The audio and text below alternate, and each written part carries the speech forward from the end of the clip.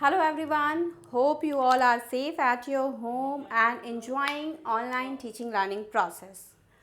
Student, this is video lesson number 3 on the chapter data handling to bar graph. In the previous video, we learned about what is bar graph, how we read bar graph and how we construct bar graph. In this video, we are going to learn about what is double bar graph and how we solve different questions based on double bar graph. So let's start. Student, first we see that what is double bar graph. Double bar graph is a graphical representation of information using two bars beside each other at various height. What is double bar graph? Double bar graph is graphical representation. Graphical representation of what? Graphical representation of information, and by using two bars beside each other at various height. If we draw a bar like this,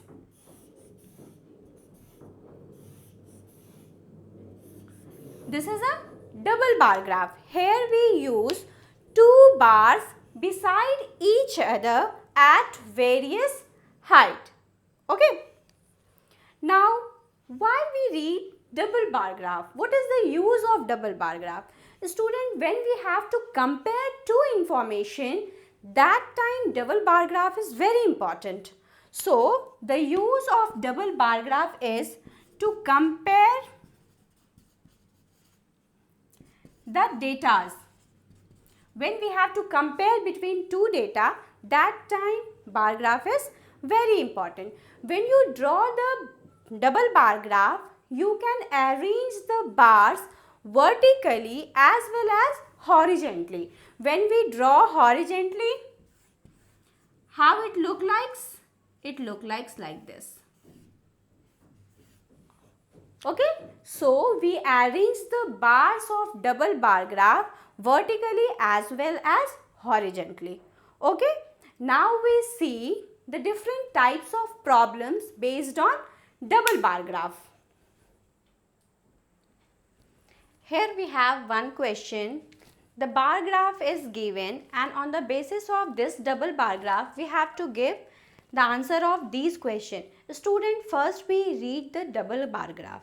First we read that what information we get from this double bar graph. Student, we see here the topic of the double bar graph is production of rice and wheat in 2012. It means we get the information that this bar graph shows the production of rice and wheat in 2012.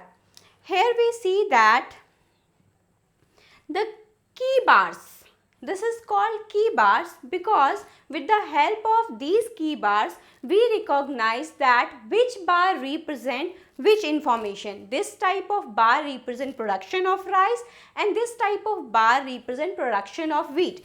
It means this bar represent production of rice in UP and this bar represent production of wheat in UP. Student, first we collect the information. Okay. So, production of rice in UP is 6 lakh ton and production of wheat in UP is 11 lakh ton. Production of rice in West Bengal is 10 lakh ton. Production of wheat in UP is 4 lakh ton. Now, production of rice and wheat both in Madhya Pradesh is 6 lakh ton and production of rice in Maharashtra is also 6 lakh ton and production of wheat in Maharashtra is 4 lakh ton. Production of rice in Haryana is 5 lakh ton and production of wheat in Haryana is 9 lakh ton. Okay, we get the information from the bar graph. Now we move to the questions. The first question is, what information is given by the bar graph? What information we get from the bar graph?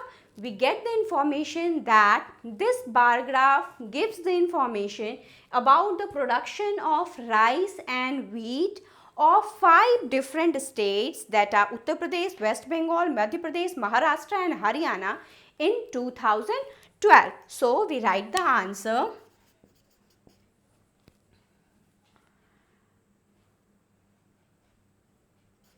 the information given by the bar graph is the production of rice and wheat in 5 different states of India in 2012. What information we get? We get the information related to the production of rice and wheat in 2012 in 5 different states of India. Now we move to the second question. Which state has the largest producer of rice? Which state has the largest producer of rice? Student, we have the information like the production of rice in UP is 6 lakh ton, production of rice in West Bengal is 10 lakh ton, production of rice in Madhya Pradesh 6 lakh ton, production of rice in Maharashtra 6 and in Haryana 5. So we get the information very easily from the graph that the largest production of rice in West Bengal. So our answer is West Bengal has the largest producer of rice. Okay. Now we move to the third question, and the third question is, which state has the maximum production of rice and wheat taken together? Which state has the maximum production of rice and wheat taken together? First we find out that what is the total production of different states. 11 plus 7, that is 17 lakh ton production of UP, 14 lakh ton in West Bengal, 12 lakh ton in Madhya Pradesh, 10 lakh ton in Maharashtra and 14 lakh ton in Haryana. Now we see here that the maximum production of rice and wheat taken together is in UP. So our answer is Uttar Pradesh. It means Uttar Pradesh has the maximum production of rice and wheat taken together in 2012. Okay. Now we move to our next question, that how we draw the double bar graph. Here we have the second question based on double bar graph. Student, the table is given. Draw the double bar graph and answer the following question. And the table shows that the sub marks of term 1 and term 2 in different subjects like English, Hindi, Maths, Science and Social Science. First we have to draw the double bar graph. So for construction of double bar graph, what we do first? Yes, first we draw the line OX and the perpendicular line OY. Okay. What we are going to represent on x-axis? On x-axis we are going to represent subjects, and on y-axis what we are going to represent? We are going to represent marks. So we write here marks. Now we are going to choose the suitable scale, that 10, 20, 30, 40, 50, 60, 70, 80, 90 and 100. Now we have to mention the scale, that 1 division is equal to 10 marks. Okay.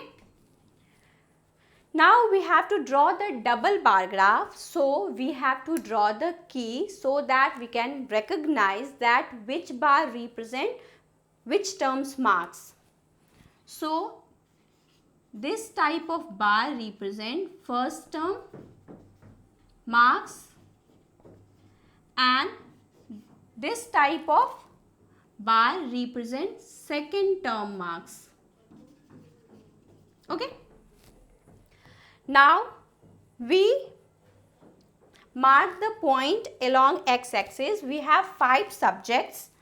So we leave some space first. This we divide for English. Now we leave some space. Hindi, Maths, Science and Social Science. Now we divide Hindi in 2 parts, Maths in 2 parts, Science in 2 parts and Social Science in 2 parts, because we have to draw 2 terms marks. So in first term the marks of English is 75. Student, 75 is in between 70 and 80. So we draw the bars. Here we draw the key that first term mark shows by this bars. So we have to set the bar like this. Now for second term marks is 81. 81 is just above 80.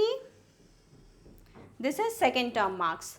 Now Hindi, first term marks is 77.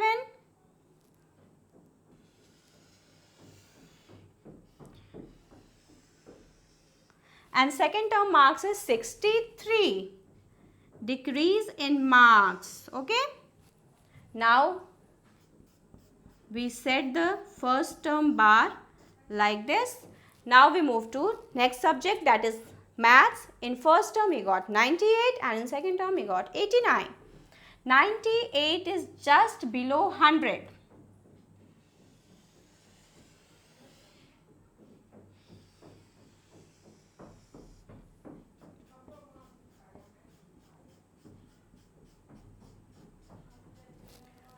And this is 89.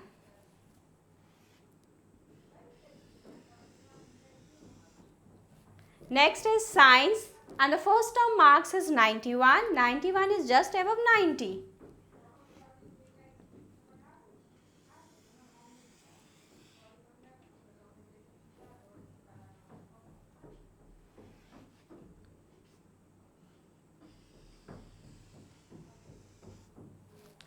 And the second term marks is 95.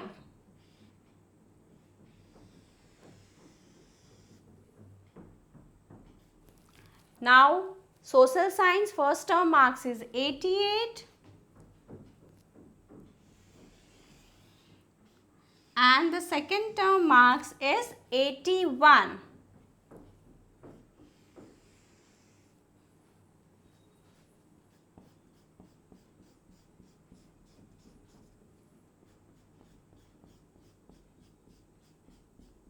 Student, the key is very important, because with the help of key we recognize the difference between the bars, that which bar represent which type of information. Here this bar represent first term of marks and this type of bar represent second term marks.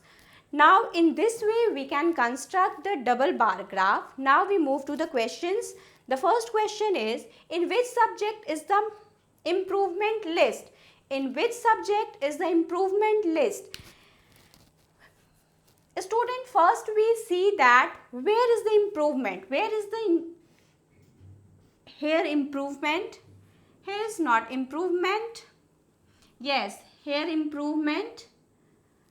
So in which subject the improvement is greater? Which bar has the maximum difference in these two bars?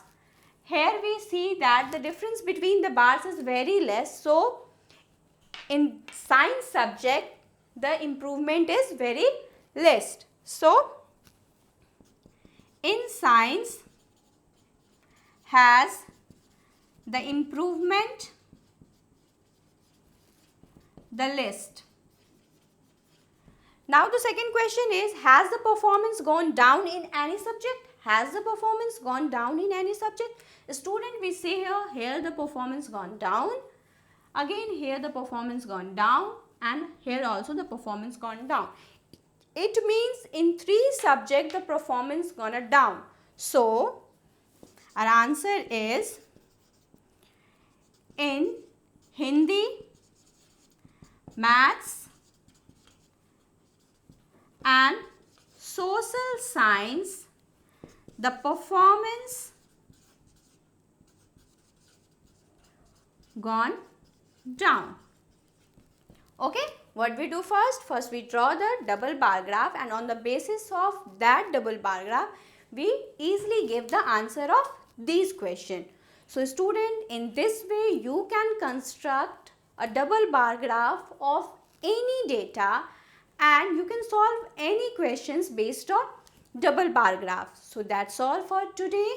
Take care, have a nice day and keep practicing. Thank you.